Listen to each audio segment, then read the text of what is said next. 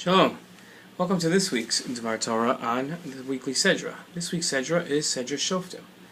Princess Martha of Sweden was the crown princess of Norway during World War II. She fought tirelessly against the Germans and for the freedom of her people.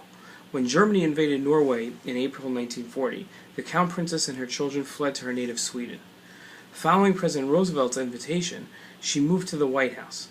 And she and her children took up residence in the White House in what today is called the Queen's Room.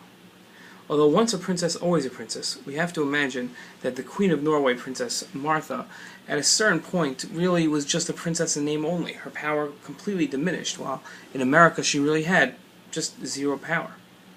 Titles and status are meaningless when they lack power.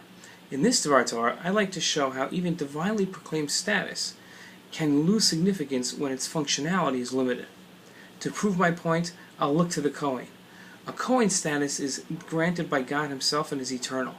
Yet I will today bring a verse from Eicha to show that without our temple, although still divinely granted a title, the Kohen status is greatly limited.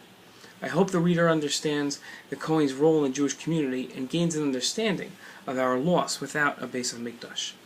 In listing the mitzvahs of the Torah, the Rambam writes that the 32nd mitzvah is to glorify, honor, and exalt the descendants of Aaron the Kohen, today's Kohanim.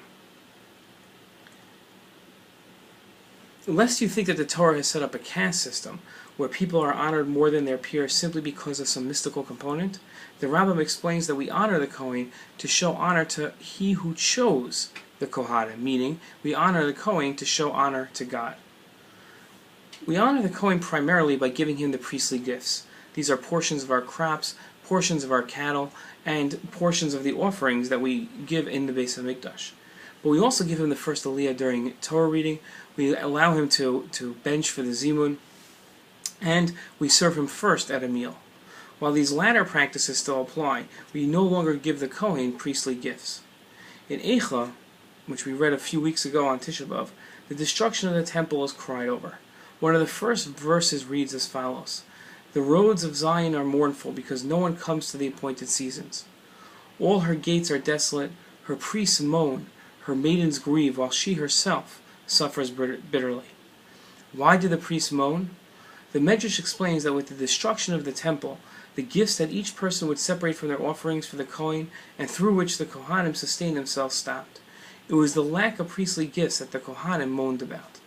At face value, the Medrash seems to be saying that while the rest of us mourn for the loss of the temple, the Kohanim mourn for the loss of their priestly gifts.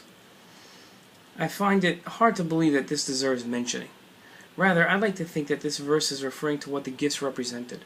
The Kohanim merited these gifts as a way to show the Jewish people that by being chosen to represent the Jewish people in the temple service, they were special. These gifts were a reminder of the uniqueness of the Kohen. Today, without our temple and without the offerings, we tend to forget that the Kohanim were chosen by God for a special purpose. This lack of status and purpose is what her priests moan about, as the pasuk describes. Like Princess Martha of Sweden in the White House, whose royal status was diminished without the temple, the Kohen status is greatly limited today. Our Sedra lists the command to give the Kohen his gifts, and we can only pray and anticipate the day when we can once again fulfill that command. Shabbat Shalom.